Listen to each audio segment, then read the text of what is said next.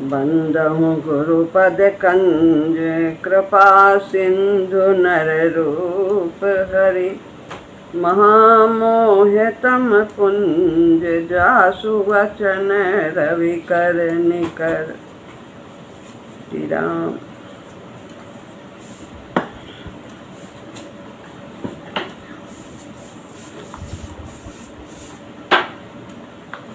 व्यवहारिक साधना में आध्यात्मिक साधन भाग 1 में आज 13वां अध्याय आरंभ होता है, जो है आत्मशोधन का। महाराज जी बता रहे हैं यहाँ पर किस प्रकार हमारा शोधन होता है। मन, बुद्धि, इंद्रिय, शरीर, ये किस प्रकार से महाशक्ति इसमें क्रिया करती है और हमारा परिशोधन होता है। आत्मशोधन, शक्ति विकास तथा पथ प्रदान, ये इस पर हम लोग विचार करेंगे। विषय थोड़ा शुष्क है, लेकिन फिर भी हम सभी समझने का प्रयत्न करेंगे।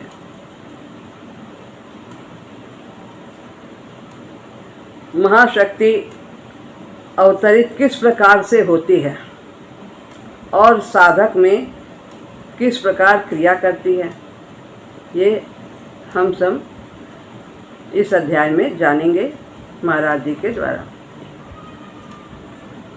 क्या इस क्रिया की भली भांति निष्पत्ति में साधक को और कुछ भी करनी है? जो ये क्रिया होती है महाशक्ति की, इसमें साधक को कुछ और भी करना शेष रह जाता है? करना है कि नहीं है, ये हम लोगों को इस अध्याय के माध्यम से ज्ञात। इन बातों का विवेचन मंत्र साधना को समुचित रूप से जानने के लिए आवश्यक है। हमारी साधना मंत्र साधना की है। जाप इसमें निरंतर चलना चाहिए, चाहे और कुछ चले और चाहे ना चले, जाप तो चलना ही चाहिए। तब त्याग वैराग्य की साधना नहीं है हमारी। तो इस पर हम विचार करते हैं कि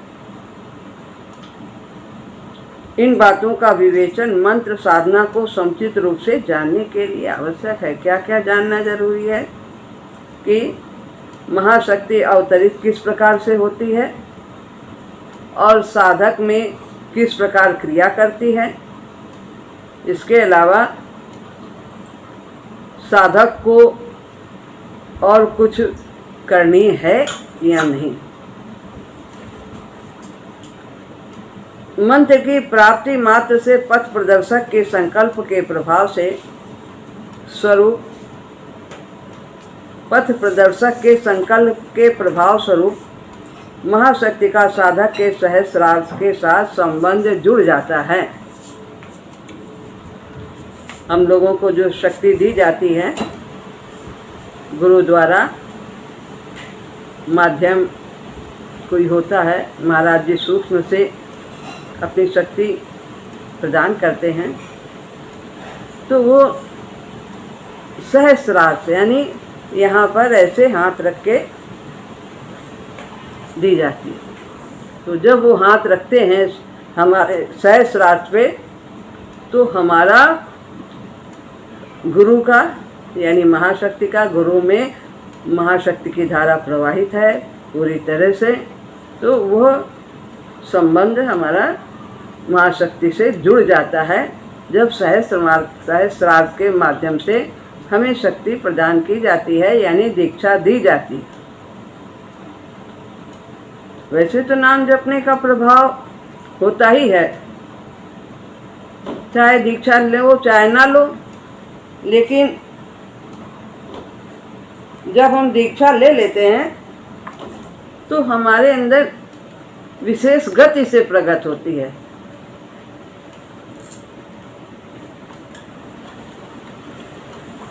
इस संबंध की स्थापना का अर्थ है कि महाशक्ति की धारा आने लगती है। जो महाशक्ति पूरे विश्व में व्याप्त है, जिसकी धारा समष्टि में व्याप्त है, सब में क्रियाशील है, वह साधक में प्रवेश करने लगती है विशेष रूप से। जैसे बाल्टी में पानी भरा है और जब हम उसमें हाथ डाल के यूं यूं घुमाते हैं तो जो बीच में भंवर ऐसी बन जाती है, तो सारे तरफ का पानी वो बीच में ही आने के लिए केंद्रित हो जाता है।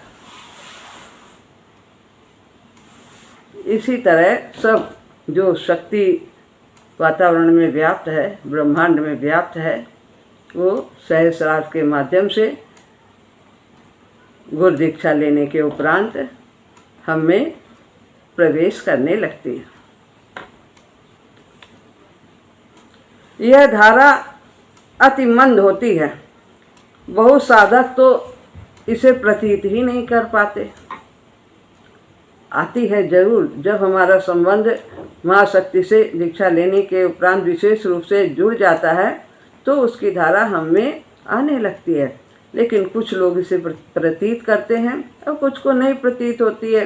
कुछ को मालूम होने लगता है कि कुछ हमारे सहस्रार के माध्यम से अंदर प्रवेश कर रहा है, कुछ ऐसा लगता है, और किसी को नहीं मालूम होती। वो उनकी आध्यात्मिक और शारीरिक स्थिति की अवस्था पर ही निर्भर होता है, जो प्रतीत हो रही है या नहीं हो रही, लेकिन वो आने लगती है।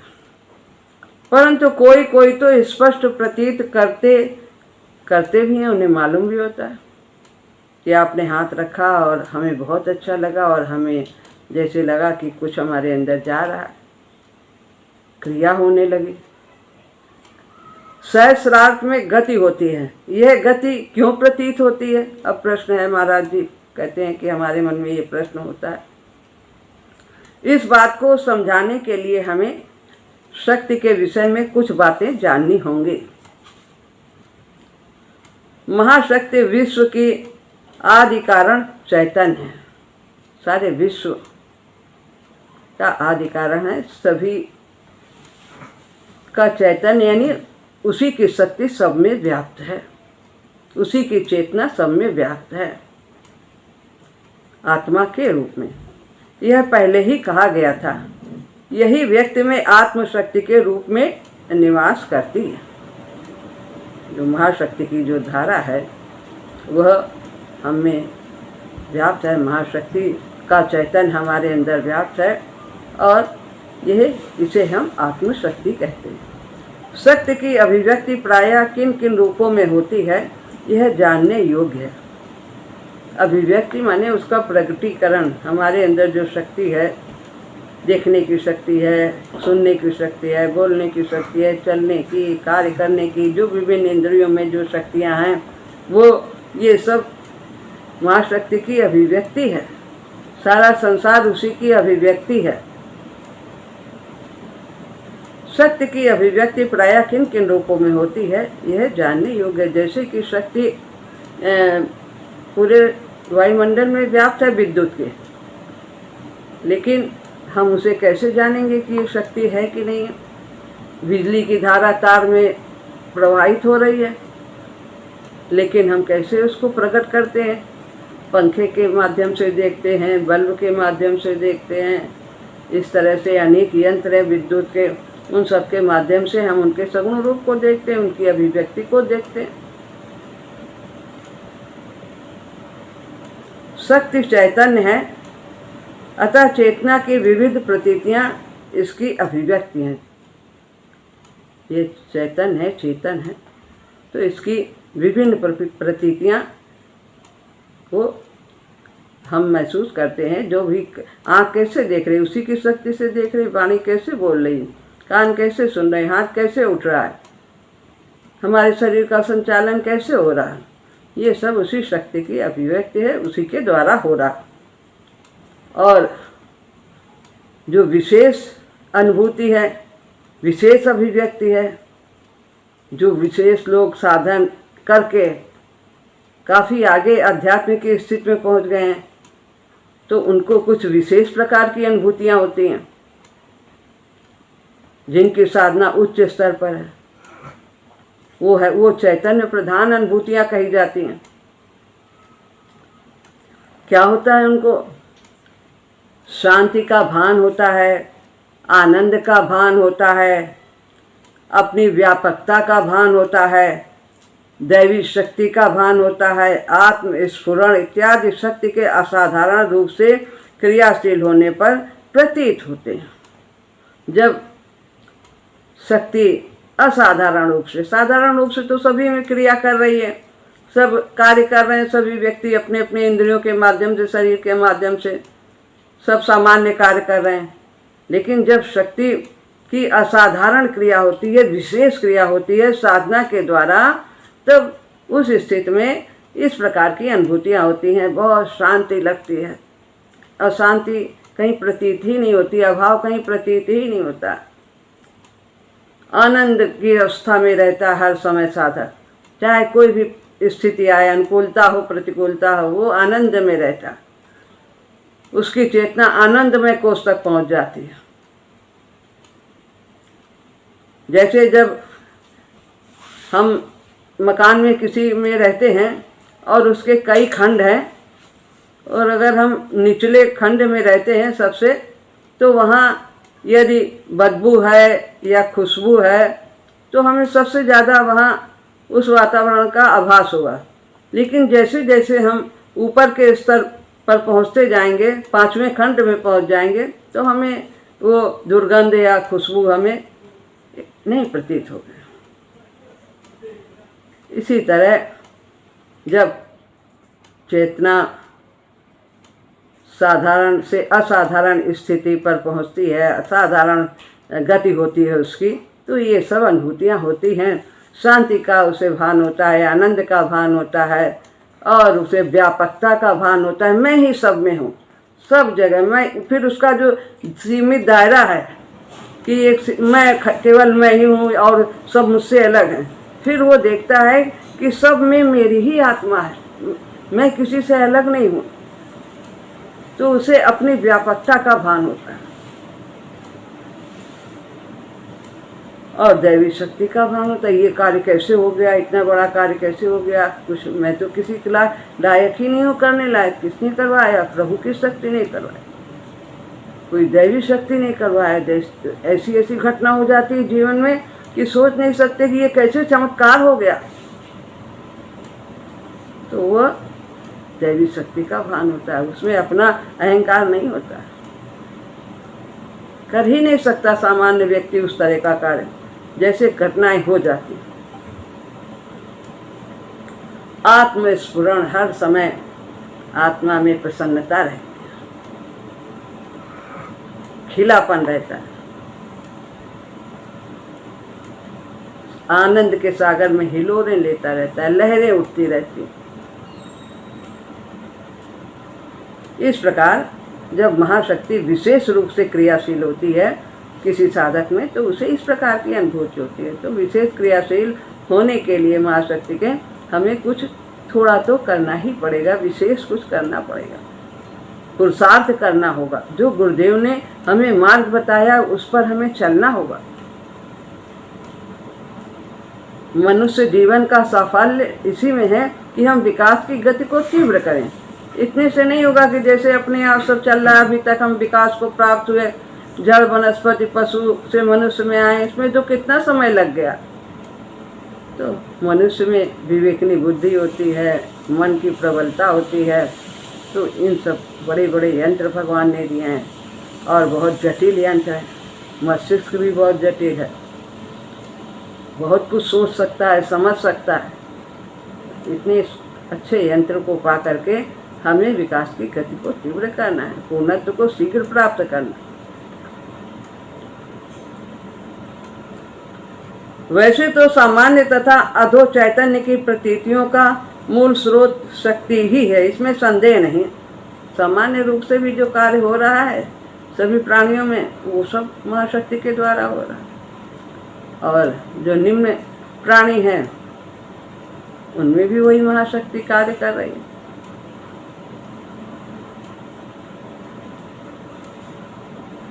इसमें संदेह नहीं, पर ऊपर लिखी हुई प्रतीतियां शक्ति के असामान्य रूप में क्रियाशील अभिव्यक्त होने का परिणाम है। जो अभी बताया गया है कि ये सब जो अनुभूतियाँ होती हैं, चेतना प्रधान अनुभूतियाँ, शांति का अनुभव, आनंद का अनुभव, व्यापकता का अनुभव, दैवी शक्ति का भान, ये सब जब शक्ति विशेष रूप से क्रियाशील होती है और तभी साधक वो इस स्थिति को प्राप्त करता है। तो साधना करने से हमारी चेतना जो निम्न स्तर में अन्नमय में विचरण करती रहती है, वो फिर प्राणमय में जाती है, प्राणमय से और आगे मनोमय में, फिर विज्ञानमय में, फिर आनंदमय में।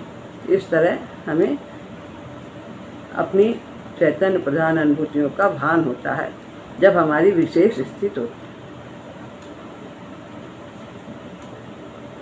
विश्व की सारी शक्ति जड़ प्रकृति के रूप में प्रकट हो रही है और जो विभिन्न व्यापार आदि में प्रकट हो रही है।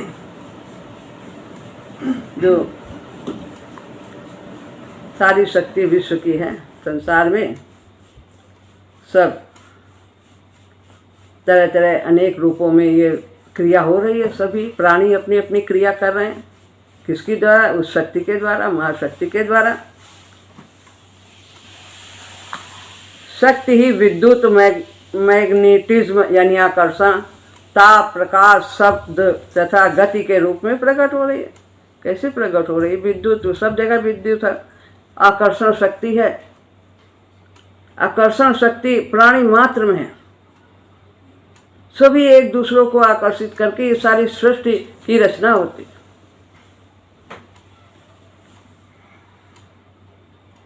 सब गगन पे लटके बिना सहारे, सूर्य चंद्र शनि धरन सितारे, धरती डोले चले चंद्रमा, ऋतु बदले दिन रात सकारे। ये कैसे सब आकाश, तारे और आकाश और ये सूर्यमंडल, ये सब कहाँ लटके हैं? कोई खंभा लगा है? कुछ नहीं, सब अपने अपने कार्य कर रहे हैं। तो क्या है? एक आकर्षण शक्ति, सब अपने अपने केंद्र में स्थित है। ताप है, ये भी शक्ति की पहचान है, उसी की क्रिया है। प्रकाश है, शब्द है, गति है, और इन सब की अनुभूति साधना में व्यक्ति को होती है। वही प्राण के रूप में भी प्रकट होती है। वायु है हमारे अंदर, 5 वायु हैं, प्राण, अपान, समान, उदान, बयान। ये सब क्रियाशील हैं हमारे अंदर, सब शरीर का संचालन कर रहे हैं। ये सभी प्रतीतियां प्राण तथा मनोमय स्तर की ही हैं। कौन सी? ये सब प्राण तथा मनोमय स्तर के। जब हमारी चेतना इन स्तर पर रहती है, साधना करते हैं, थोड़ा सा ऊपर आती है चेतना अन्नमय से, तो ये प्रतीतियां मनोमय तक ही जाती हैं। अन्नमय के बाद प्राणमय, प्राणमय के बाद मनोमय, तो ये इसी स्तर तक जाती है। उसके बाद इनकी अनुभूति नहीं होती है। कौन सी? विद्युत की, गति की। विद्युत शरीर में बिजली सी ऐसे चल जाती है, मालूम पड़ता है कि खूब गरम गरम हो गया अनेक स्थान पर, उंगलियों के पोरों में, अंगूठों में, कान में, नासिका के अग्रभाग में। इस तरह ये सब अनुभूतियाँ होती हैं। और आकर्षण होता है, मैग्नेटिज्म। ताप की महसूस होती है, गर्मी महसूस होता है, गर्म हो जाता है, कान कभी गर्म हो जाता है, कभी अंगूठा बहुत गर्म हो गया, कभी सिर बहुत गर्म हो गया। इस तरह की अनुभूति होती है। प्रकाश दिखता है, कभी श्वेत प्रकाश, कभी पीला सुनहरा, कभी लाल। जैसी हमारी स्थिति होती है आध्यात्मिक स्थिति, उसके अनुसार ये रंग बदलते रहते हैं और हमारी आध्यात्मिक स्थिति भी बदलती रहती है। कभी हम सतोगुण में रहते हैं, कभी हम रजोगुण में रहते हैं, कभी हम तमोगुण में रहते हैं। तो उसमें उसी के अनुसार ये अनुभूतियाँ। लाल जो है वो तमोगुण का सूचक है और श्वेत रजोगुण का सूचक है, और सुनहरा पीला वो सतोगुण का सूचक है। जब हमारी ऐसी स्थितियाँ, शब्द भी सुनाई देते हैं, आवाज़ सुनाई देती है, अनहद नाद भी बहुत लोगों को सुनाई देता है।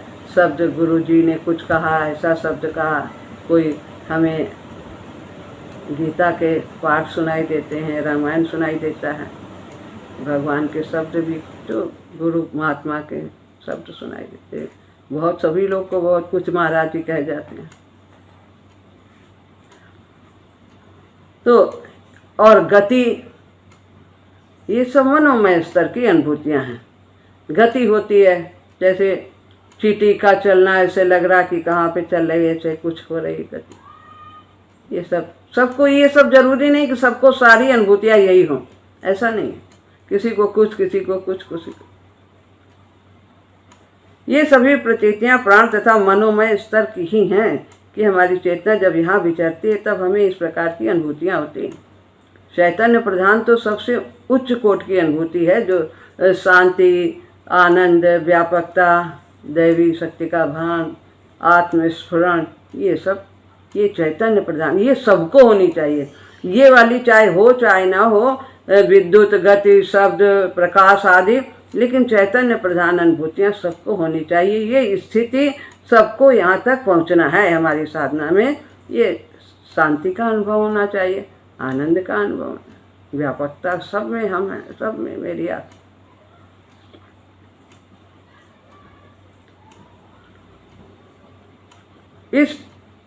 इससे ऊपर की प्रतीतियाँ चैतन्य की प्रतीतियाँ हैं, जो अभी पहले ये जो अभी बताई गई हैं, ये शब्द, गति आदि, तो इनसे पहले जो बताई है महाराज जी ने, वे कह रहे हैं चैतन्य प्रधान अनुभूतियाँ हैं। व्यक्ति में शक्ति की क्रिया इसी प्रकार की अभिव्यक्तियों के द्वारा प्रकट होती है। तो ये जो शक्ति की हमारे अंदर शरीर में किस प्रकार की क्रिया हो रही है कि नहीं हो रही, तो हमें इन सब अनुभूतियों का अनुभव होता है। इन्हीं से शक्ति के गतिशील होने का निश्चय हो सकता है कि हाँ, शक्ति, महाशक्ति की क्रिया हमारे अंदर क्रियाशील है। अतः यह स्पष्ट है कि सहस्रार्थ में गति की प्रतीति महाशक्ति के अवतरण का लक्षण। तो प्रतीति हमें हुई ऐसी यदि, तो ये महाशक्ति की क्रिया हमारे अंदर आरंभ हो गई है, उसका हमारा संबंध जुड़ गया है। गुरु दीक्षा जब हम लेते हैं तो संबंध तत्काल जुड़ जाता है। और कोई ये भी जरूरी नहीं है कि हम गुरु दीक्षा लें तभी संबंध हमारा गुरु से जुड़े, लेकिन होता अधिकतर यही बात सत्य है। फिर भी यदि हमारे अंदर निष्ठा है गुरु जी के प्रति, और हमने नाम नहीं लिया है अभी तक, और हम उन्हें पूरी श्रद्धा के साथ हम उनका आदर करते हैं, उनकी बातों पर चलते हैं, सुनते हैं, हम उनका अनुकरण करते हैं और उन्हें अपने हृदय में सर्वोच्च स्थान देते हैं, तो फिर हमारे अंदर भी उनकी विशेष कृपा होती है और महाशक्ति की क्रिया हमारे अंदर विशेष रूप से होने लगती है। कईयों में केवल दबाव सा प्रतीत होता है। कई व्यक्ति ऐसे भी हैं जिन्हें कुछ भी प्रतीत नहीं होता, केवल एक शांति का अवतरण प्रतीत होता है और कुछ और ही आज तक अनुभूत स्तर में मानो प्रवेश हो गया हो, ऐसा भान होता है कि ऐसा हो जाता है कि ऐसा तो कभी देखा ही नहीं, ऐसा अनुभव हो जाता है। तो इस तरह सभी तरह के साधक हैं, उनकी स्थिति के अनुसार ही उन्हें अनुभव होता है। इस अवतरण की मात्रा तथा उस समय पर साधक की आंतरिक तथा बाह्य स्थिति पर यह प्रतीतियां निर्भर हैं। जैसा कि अभी कहा है कि साधक की अंदर मन की स्थिति क्या है, बुद्धि क्या सोच रही है, कैसे गुण उस समय प्रभावी हो रहे हैं, उसी के अनुसार उनको ये अनुभूतियाँ होती हैं। स्थितियाँ अंदर की बदलती रहती हैं, एक सी नहीं रहती। जैसा बताया कि कभी सतोगुणी हो जाता है, कभी रजोगुणी। हमारे अंदर जो तीनों गुण हैं, लेकिन एक समय में एक ही प्रभावी होता है, और जो प्रभावी होता है उसी के अनुसार हमारे भाव होते हैं, उसी के अनुसार हमारी क्रिया होती है। लेकिन जो गुण ज़्यादा है हमारे अंदर, हम वही हमारा व्यक्तित्व होता है। यदि सतोगुण ज़्यादा है तो हम सतोगुणी हैं, तमोगुण ज़्यादा है तो तमोगुणी हैं, रजोगुण ज़्यादा है, खाने पीने भोग विलास में ज़्यादा है तो रजोगुण की प्रधानता। भगवत भजन, भगवान के चिंतन में रुचि ज़्यादा है, सत्कर्म में रुचि ज़्यादा है तो सतोगुणी हैं। तमोगुणी मोह, निद्रा, आलस्य, इन सब में अधिक रुचि लेते हैं। कर्तव्य पालन भली भांति नहीं हो पाता तो हम तमोगुणी प्रधान। इस प्रकार से सहस्रार्थ में अवतरित शक्ति अपनी स्थिति मात्र के कारण नीचे वाले केंद्रों के साथ साम्य करने के लिए शक्ति की धाराएं नीचे के केंद्रों की ओर ऊपर से नीचे तक भेजती है। अब ये बता रहे हैं कि महाशक्ति तो ऊपर से क्रिया करती है और आत्मशक्ति नीचे कुंडलिनी में है।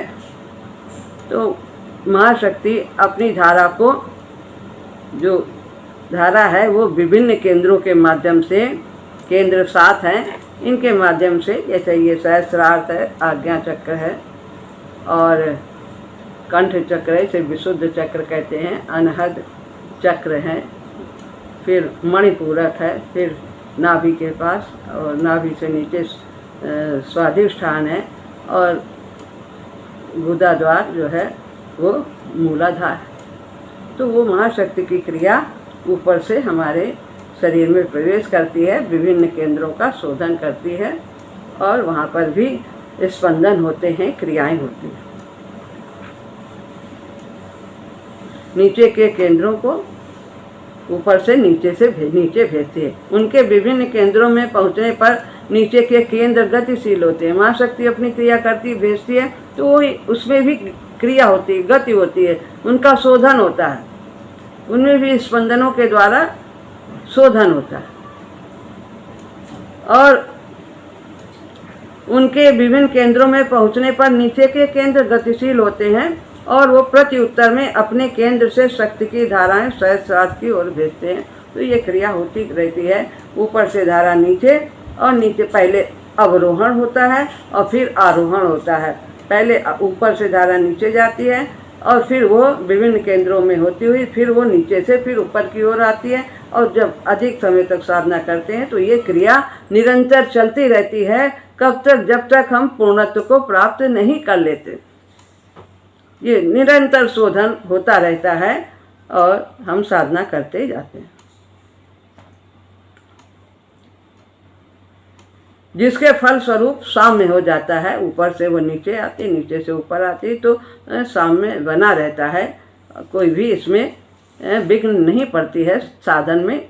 इस तरह उसके व्यवहार में कोई विभिन्नता नहीं आती है, कोई अनोखापन नहीं आता है, सौम्यता बनी रहती। इससे यह स्पष्ट हो जाता है कि मंत्र की क्रिया के प्रारंभ मात्र से सहस्रार से लेकर मूलाधार तक सभी के सभी चक्र एकदम से क्रिया करने लगते हैं। क्रिया भले ही कितनी मंद क्यों ना हो, लेकिन वो क्रियाशील रहते हैं। जाप हम करते हैं तो क्रिया हो रही है, वो शोधन का कार्य हो रहा है, चाहे संकल्प विकल्प बाहर आ रहे हैं, चाहे स्पंदन हो रहा हो, चाहे गति हो रही हो, चाहे हमें किसी भी प्रकार की अनुभूति हो रही हो, प्रकाश की, गति की, शब्द की, विद्युत की, ताप की, किसी भी प्रकार की अनुभूति हो रही हो, वो सब माँ शक्ति की क्रियाशील होने पर ही ऐसा होता है।